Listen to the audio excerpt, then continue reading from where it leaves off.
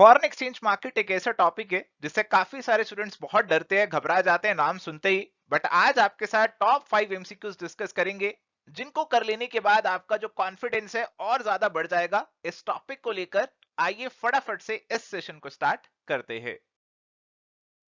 तो सेशन को स्टार्ट करने से पहले ब्रीफली आपको हमारे कोर्सेज के बारे में भी बता देता हूं। तो अगर आप प्रिपरेशन कर रहे हैं यूजीसी नेट कॉमर्स मैनेजमेंट की या फिर स्टेट असिस्टेंट प्रोफेसर या पीजीटी कॉमर्स की, तो एवर स्टडी क्लासेस के पास आपके लिए डिटेल्ड कॉम्प्रिहेंसिव कोर्सेज है और प्रैक्टिस के लिए टेस्ट सीरीज और क्वेश्चन बैंक भी अवेलेबल है। डिटेल्स आप चेकआउट कर सकते हैं हमारी वेबसाइट या फिर हमारी ऐप पे। तो जी यहां पे सवाल हमारे पास है, which of the following statements is are advantages of fixed exchange rate system. तो हमारा जो फिक्स्ड एक्सचेंज रेट सिस्टम है उसके क्या फायदे हैं, क्या एडवांटेजेस हैं, वो आपसे यहां पे पूछे जा रहे हैं। The system provides exchange rate stability by eliminating uncertainty. Foreign investors are encouraged to invest in countries without the fear of exchange rate fluctuations. Poorer nations could get foreign exchange for development purpose at low cost. तो आपको बताना है कि fixed exchange rate system, मालूम है ना fixed exchange rate system क्या होते हैं। इसमें आपका सेंट्रल बैंक डिसाइड कर देता है कि भाई $1 जो है वो 50 रुपए के बराबर है। सेंट्रल बैंक ने कह दिया तो इतना ही रहेगा।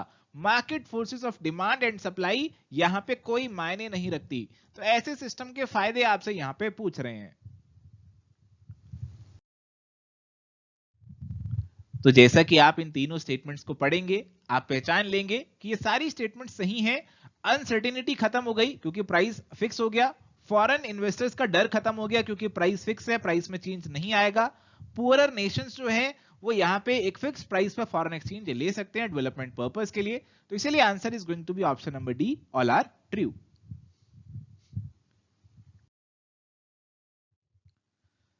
सवाल नंबर 2 की तरफ बढ़ते हैं। असर्शन हमें दे रखी है, speculative transactions have both a stabilising and a destabilising impact on the exchange rate. Reason हमें दे रखा है, speculation in foreign exchange is a deliberate assumption of risk to make profits from fluctuations in the exchange rate. तो आपको यहां पे बताना है कि assertion reasoning आपकी सही है या फिर इनमें कोई गड़बड़ घोटाला किया गया है। तो आइए देखते हैं हमारी assertion reasoning को।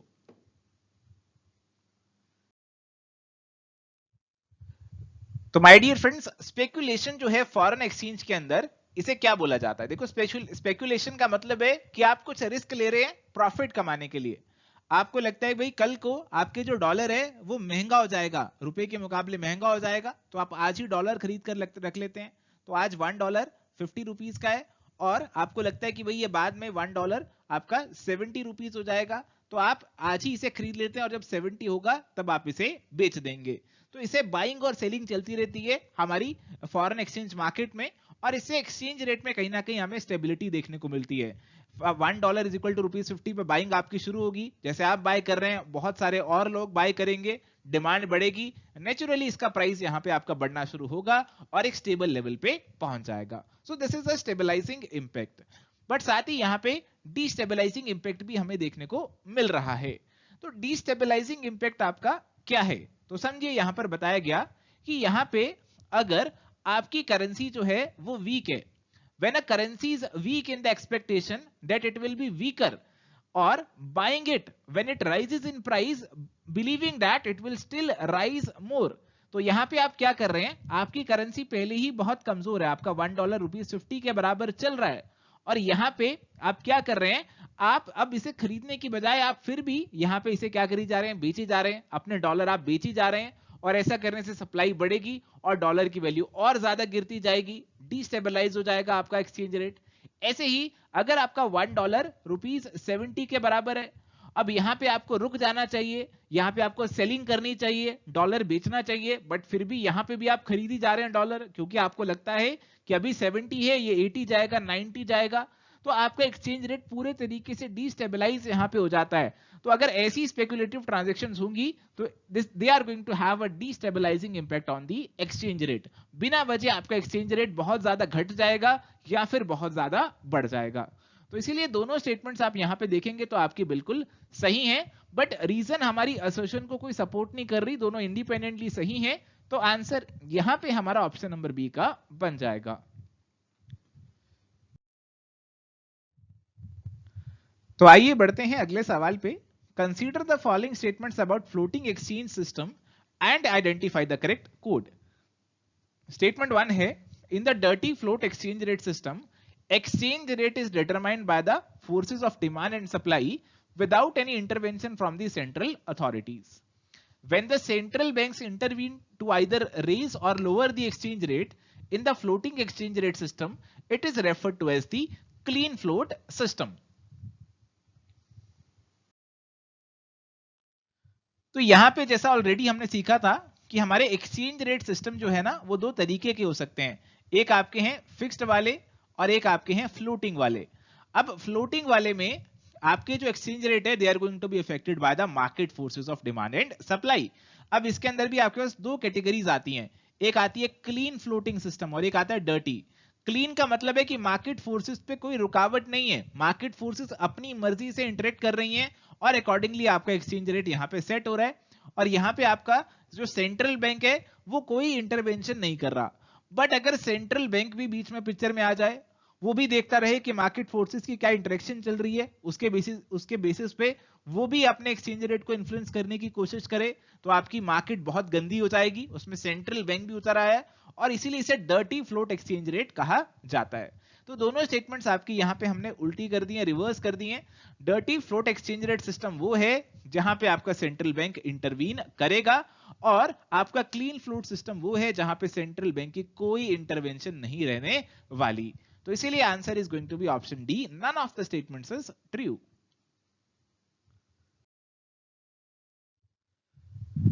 चलिए तो सवाल यहां पे है, consider the following list and identify the correct code.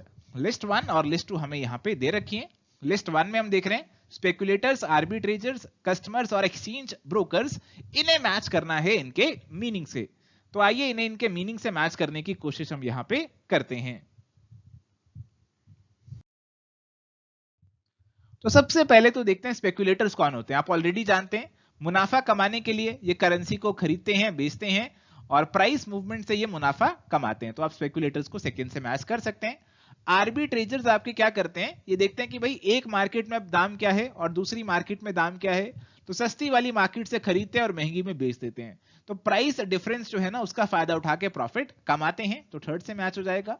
Customers आपके कौन है, कस्टमर्स यहाँ पे बेसिकली आपके एक्सपोर्टर्स और इंपोर्टर्स हो जाएंगे। तो जो भी आपके फॉरेन एक्सचेंज के कस्टमर्स हैं they are going to be exporters importers. Basically importers आपको एक्सचेंज रेट जो है उन्हें इंपोर्ट करने के लिए करेंसी चाहिए, एक्सपोर्टर्स को करेंसी मिलेगी, उन्हें उसे डोमेस्टिक करेंसी में कन्वर्ट कराना है, सो दे आर बेसिकली कस्टमर्स। और एक्सचेंज ब्रोकर्स वो हैं जो कि आपकी पार्टीज को एक साथ लेकर आते हैं, खरीदने वाले और बेचने वाले को एक साथ लेकर आते हैं। तो इसीलिए करेक्ट मैचिंग हमारी यहां पे ऑप्शन नंबर ए के अंदर बन जाएगी।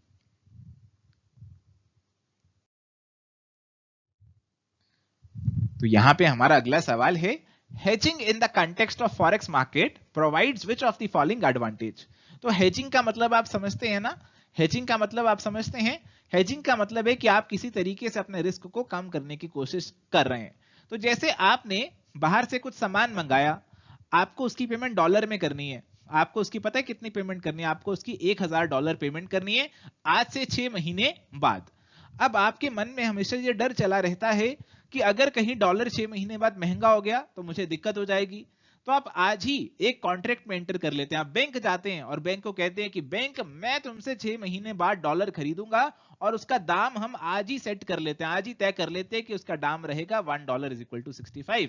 आज ही हम ये दाम तय कर लेते हैं। तो यहाँ पे आपने क्या कर ली, यहाँ पे आपने हेजिंग कर ली। तो हेजिंग से आपकी जो अनसर्टेनिटी है वो यहाँ पे खत्म होती है, आपको कोई डर नहीं रहता और आसानी से आप अपनी रेगुलर ट्रेडिंग वगैरह जो है वो कर सकते हैं और आपको कोई नुकसान नहीं होता due to depreciation of the currency. तो आपकी करेंसी की वैल्यू गिर जाएगी, उससे आपको यहाँ पे कोई नुकसान नहीं हो रहा, आपका एक्सचेंज रेट यहाँ पे फ्लक्चुएट हो गया और इसीलिए सभी फायदे आपको हेजिंग में देखने को मिलेंगे। तो आंसर ऑप्शन डी यहाँ पे बन जाएगा।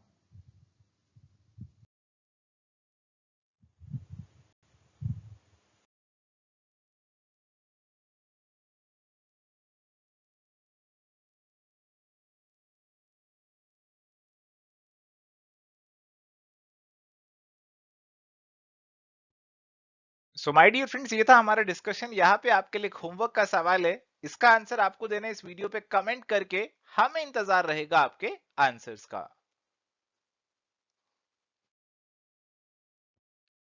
तो प्यारे दोस्तों, आज के लिए इतना ही। Do like, share and subscribe. Bye, take care, all the best.